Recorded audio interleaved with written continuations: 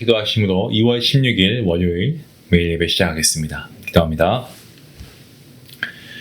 은혜와 사랑이 풍성하신 하나님 감사합니다. 오늘도 이 매일 예배를 통하여서 하나님의 말씀을 사모하는 모든 이들 가운데 하나님께서 동일한 은혜와 축복의 말씀을 허락하여 주시기를 간절히 소원합니다. 오늘도 누군가에게는 이 말씀을 듣고 하루를 시작하고 또한 누군가는 이 말씀을 듣고 오늘 하루를 마무리합니다. 하나님 말씀의 은혜가 넘치게 허락하시고 오늘도 이 말씀이 우리의 삶을 더욱더 풍요롭게 하는 또 우리의 삶 가운데 혹여 지치고 상한 심령이 있다면 회복해 되는 놀라운 역사가 있게 허락하여 주시옵소서. 우리의 가지고 있는 기도의 제목들이 우리의 유익을 구하는 기도도 있겠지만 하나님의 뜻을 구하는 기도가 먼저 되게 하시고 오늘도 우리의 심령 가운데 힘들고 어렵고 지치고 고통받는 아버지 우리의 기도의 제목들 그러한 마음의 상처가 있는 자들이 있다면 하나님께서 회복해 하시고 질병을 가지고 아버지 신음하는 그러한 환우분들 가운데도 하나님께서 치유의 역사를 베풀어 주시옵소서. 오늘도 예배 가운데 함께 하시고 이 모든 예배를 통하여서 하나님 홀로 영광 받으시길 간절히 바라올 때 이 모든 말씀 예수님의 이름으로 기도하옵나이다. 아멘. 찬송가 311장 함께 하시겠습니다.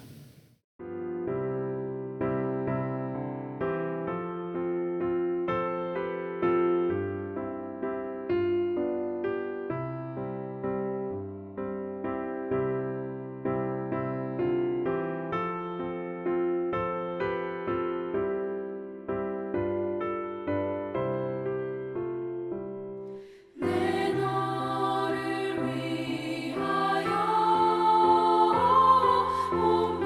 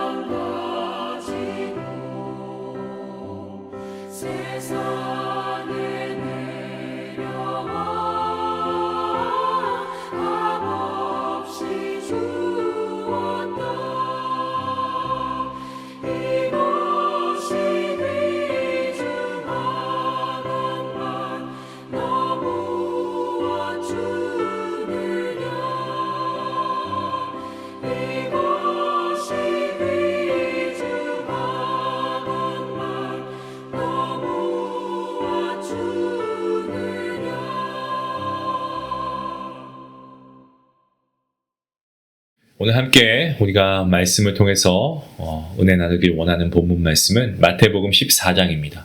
1절부터 12절까지의 말씀, 우리 함께 말씀을 읽도록 하겠습니다. 그때 분봉왕 헤롯이 예수의 소문을 듣고 그 신하들에게 이르되 이는 세례 요한이라. 그가 죽은 자 가운데서 살아났으니 그러므로 이런 능력이 그 속에서 역사하는도다 하더라. 전에 헤롯이 그 동생 빌립의 아내 헤로디아의 일로 요한을 잡아 결박하여 옥에 가두었으니 이는 요한이 헤롯에게 말하되 당신이 그 여자를 차지한 것이 옳지 않다 하였습니다.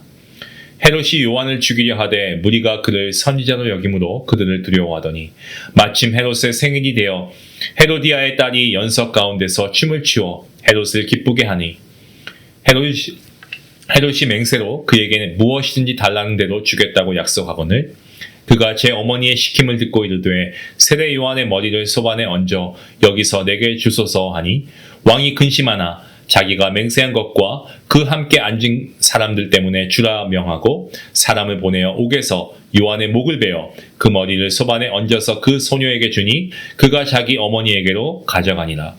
요한의 제자들이 와서 시체를 가져다가 장사하고 가서 예수께 아뢰니라. 아멘.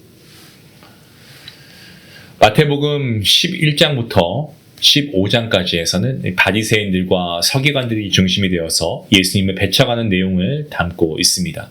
그 강도가 점점 더 커지고 있죠. 오늘 본문 말씀은 세례 요한과 그의 죽음이죠. 그리고 오병이의 표적이 이제 뒤에서 나오게 되는데 이러한 말씀을 다루고 있는 그러한 본문 말씀입니다. 자, 오늘 말씀을 보시면 세례 요한 죽음에 대해서 증거하고 있는데 그가 어떻게 죽임을 당했는지 본문 3절과 4절 말씀에서 이렇게 기록하고 있습니다. 전에 헤롯이 그 동생 빌립의 아내 헤로디아의 일로 요한을 잡아 결박하여 옥에 가두었으니 이는 요한이 헤롯에게 말하되 당신이 그 여자를 차지한 것이 옳지 않다 하였습니다. 자, 신약 성경을 보시면요, 4명의 헤롯이 등장합니다. 예수님께서 탄생하실 때 동방에서 온 박사들이 예루살렘 왕궁으로 왔을 때 만난 사람이 헤롯 대왕, 헤롯 1세입니다. 그 후에 그는 얼마 지나지 않아 세상을 떠났습니다. 그 외에도 몇 명이 더 있지만 오늘 본문에서 이 세례자 요한의 목을 베게 한 헤롯은 이 헤롯 대왕의 아들인 헤롯 안티파스입니다.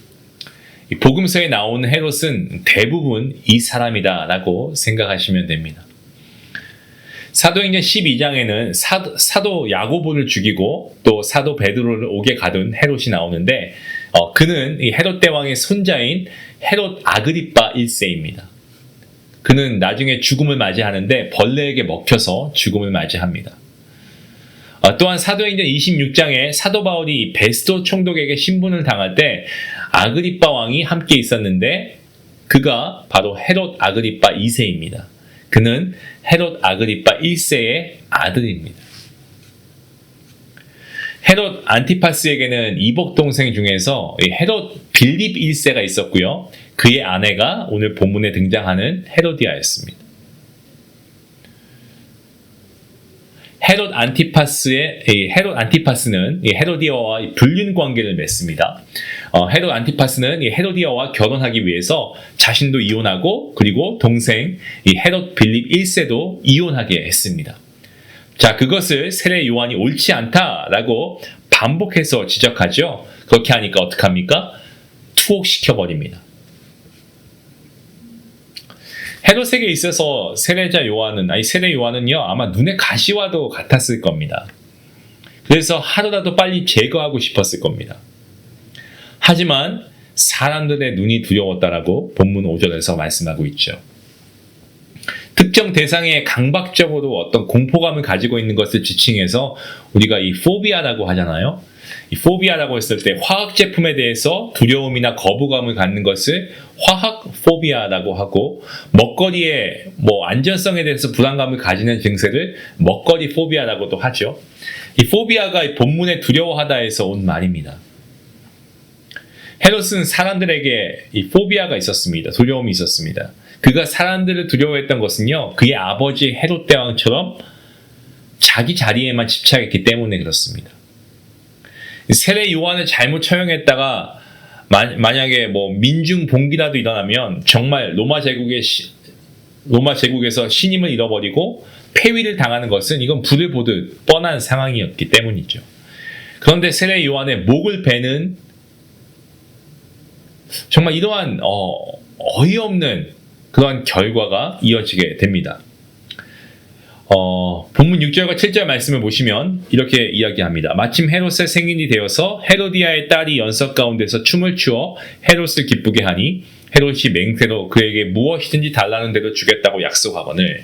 자, 헤롯의 생일 축하 잔치에서 헤로디아의 딸이 춤을 춥니다. 그는 헤로디아와 전 남편 사이에서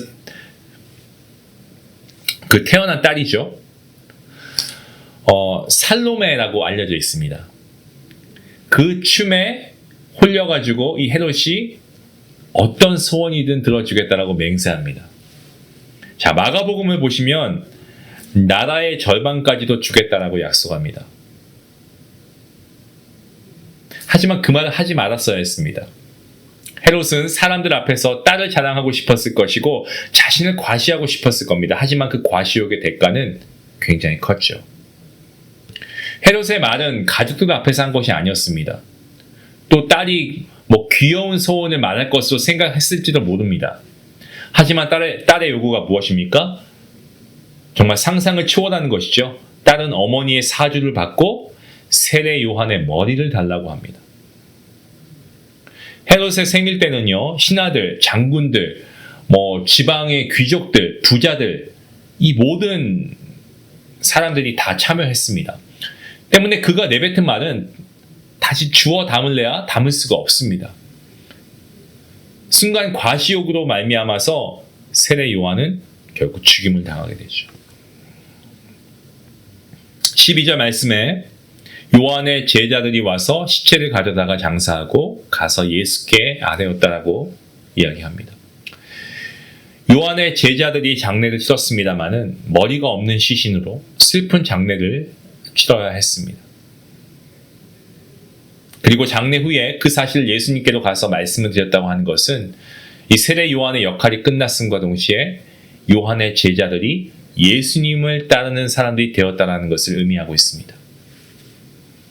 사랑하는 성도 여러분, 표적을 구하며 흔들리는 시대 속에서도 주님께서는 우리에게 십자가와 부활, 우리가 어제 지난 시간에 말씀을 빌어서 말씀드리면 요나의 표적을 붙들라고 말씀하십니다. 요나의 표적이 예수님의 십자가의 죽으심과 부활의 예표이다라고 제가 지난 시간 말씀을 드렸습니다. 우리가 이것을 붙들어야 합니다. 겉모양을 가꾸는 종교가 아니고 마음의 주인을 예수님께 내어드려야 됩니다. 그렇게 할 때 우리의 삶이 비어있지 않고 성령 하나님으로 채워집니다. 오늘 말씀을 통해서 다시 한번 우리가 깨닫게 되는 것은 정말 우리가 하나님께서 우리에게 주신 이 삶의 시간 가운데 우리가 정말 표적을 따라 움직이는 것이 아니고 예수님의 십자가와 부활, 이 복음 위에 굳게 서는 것을 위해서 우리가 기도해야 할 것입니다. 그리고 정말 체면을 지키기 위해서 애썼던 이 헤롯 주변의 사람들처럼 우리가 그런 것에 얽매이는 것이 아니고 정말 우리가 어리석은 행동을 하지 않도록 우리가 하나님께 기도해야 될 것입니다. 우리는 주님의 자녀이고 구원받은 하나님의 백성입니다. 세상 사람들이 볼 때에도 하나님의 자녀답게 살아가는 것이 마땅합니다. 세상의 위협과 그리고 유혹 속에서도 우리가 꺾이지 않고 말씀을 통하여서 믿음으로 굳게 서는 저와 여러분 모두가 될 수 있기를 주님의 이름으로 축원합니다. 기도하시겠습니다. 하나님 감사합니다. 오늘 하나님께서 귀한 말씀을 통하여서 은혜를 주시니 너무나 감사합니다. 하나님, 우리가 살아가는 동안에 정말 눈에 보이는 표적이 많이 있습니다. 이것을 따라 우리가 움직이는 것이 아니고 우리가 오직 붙잡아야 할 것은 주님의 십자가의 죽으심과 부활하심입니다. 우리를 위해 이 땅에 육신이 되어 오신 그 주님께서 우리를 위해서 모든 순환을 당하시고 고통을 받으시고 십자가에 달려 죽으시기까지 우리를 사랑하신 그 사랑을 우리가 기억하며 부활하신 주님을 통하여서 우리도 주님 안에 산 소망을 이루어갈 수 있도록 하나님 함께해 주시옵소서. 특별히 하나님께서 함께해 주시기를 간절히 원하는 것은 아버지, 우리가 이 세상을 살아가는 동안에 정말 우리의 체면 때문에 우리가 하나님의 영광을 가리우는 것이 아니라 오히려 하나님의 영광을 위해서 우리의 체면까지도 버릴 수 있는, 우리의 어떤 가치관까지도 우리가 기꺼이 내려놓을 수 있는 그러한 믿음을 허락하여 주시옵소서. 오늘도 귀한 말씀 함께 하심이 감사하며 이 모든 말씀 예수님의 이름으로 기도하옵나이다. 아멘. 오늘 우리가 말씀을 통해서 우리가 한 가지만 좀 생각하면 좋겠습니다. 우리가 믿음 생활하면서 우리가 체면 구기는 그런 거 원치 않잖아요. 교회 안에서도 그런 모습이 있는 것 같습니다. 하지만 우리가 조금 낮아지고 내가 조금 부족해 보여도 어떻습니까? 그 섬김과 그 모습을 통하여서 하나님께서 나를 사용해 주신다면, 그 누군가가 주님의 은혜를 깨닫게 되고 주님을 만날 수만 있다면 기꺼이 그렇게 할 수 있는 우리의 믿음이 되었으면 좋겠습니다. 우리 말씀을 생각하시면서 이러한 믿음의 복된 겸손한 성도로서 살아갈 수 있는 우리 모두가 될 수 있게 해달라고 같이 기도하며 나아가겠습니다. 기도합니다.